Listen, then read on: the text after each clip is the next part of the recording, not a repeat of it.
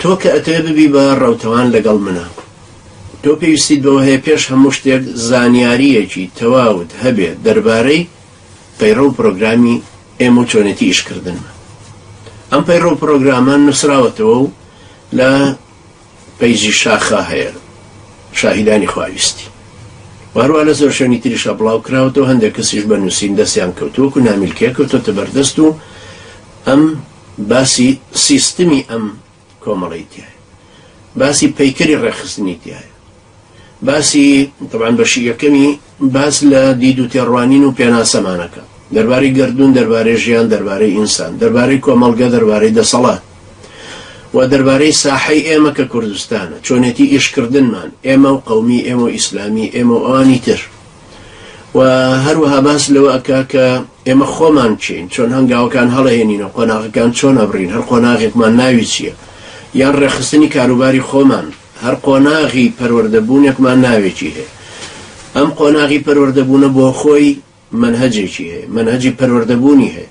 حتمما ئەبێ ئەو ئەفرادانەی کە بۆ نمونەی ئێمە ناومان ناون هاودین، هاوبیر، هاوڕێ، ئەمە سێ مەرتەبەی یەکەم. زۆر زەحمەتە کەسێک ببێ بە هاوبیر هەرچەند چالاکیش بێ، هەتاکو ئەو ئیمتیحانانە نەبڕێکە لە هاودینا پێویستە ببڕێت، پێویستە دەرسەکان بخوێنێ بۆ ئەوەی وەحدەتی فکر و وەحدەتی مەسارمان بۆ دروست بێ. وەحدەتی فکرەوەیە کە هەمومان یەک جۆر دید و تێڕوانینمان هەبێ، ناشەیەکە سەلەفی بێ چە خەلەفی بێ، ناشەیەکە تەکفیری بێن ئەچێکی تر، یعنی مەبەستمەوەیە توندوتیش بێ لە ئەحکامی تەکفیرە، ئەچێکی تریش زۆر متەساهل بێ و نەتوانێت توخنی ئەوە بکەوێتەوە کە ئەحکامەکانی تەکفیر لەسەر کەس تەطبیق بکە، یان کەس بناسێنە بەو سیفەتەی کە کافر بوو. ناشێ ئەمانە. ئێمە زۆر زەروریە دید و تێڕوانین و پێناسەمان بۆ هەموو شتەکان ببێت. پێناسەمان چۆنە ببێت؟ ئێمە چۆن ئەڵین ئەمە فاسق، ئەمە کافر، ئەمە فاجر، ئەمە منافق؟ چۆن نەتوانین ئەمانە لێک جوداکەینەوە ئەگەر بەرنامەیەکی باشمان نەبێت کە ئێمە ئەم پێناسانەمان لە کتاب و سنەوە وەرگرتووە. کەوابوو پێش هەموو شتێک ئەبێت تۆ بزانی ئێمە چین، بزانی پەیڕە و پرۆگرامی ئێمە چییە، بزانی لایحە و یاساکان و دەستور و سیستمی چۆنێتی کارکردنی ئێمە بۆ شێو کۆمەڵکاریە چییە.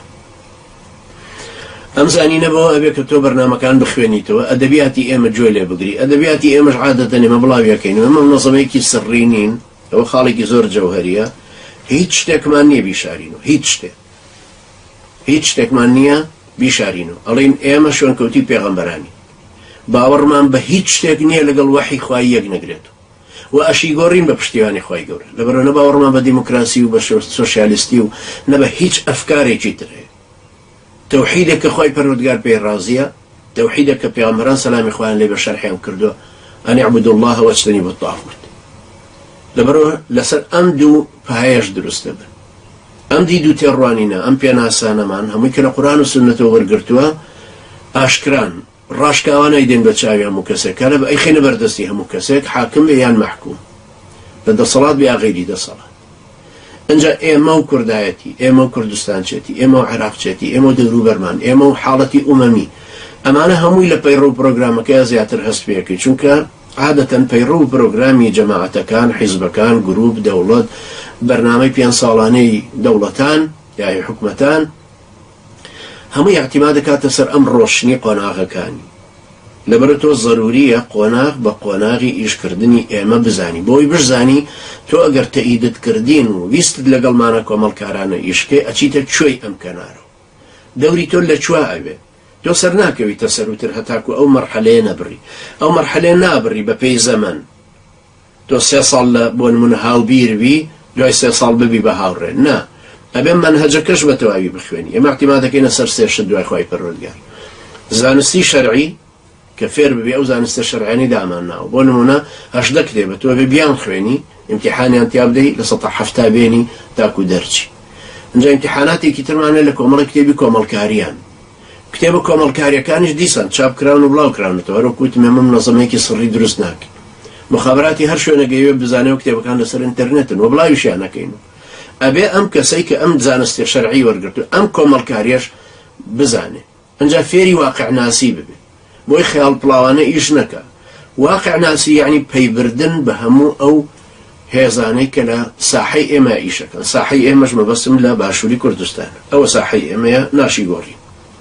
لەبەرەو کارکردنی ئێمە لەم شوێنانە وجودی ئێمە کە هەیە طبعا بەسمەوە نییە کە ئێمە هەر پابەند بین بەو بەشە کوردستانەوە چونکە ئێمە لە ڕۆژهەڵاتیشە الحەمدوللا برای عەزیز و مامۆستای بەڕێزمان هەیە و ڕابەر و دڵسۆز و خەڵکانێکی چاکمان هەیە بە تەکید هەموو ئیشەکەشمان لەگەڵ ئەوانیشا تێکەڵ و بڕاشمان بەو سنوورە مەلعونە نییە لەبەرەوە ضروریە یەکەم شت زانیاریت هەبێت دەربارەی پەیڕۆ و پرۆگرامی کە ئێمە چین و ئەوش لە ئەدەبیاتەکان ناخوێنیت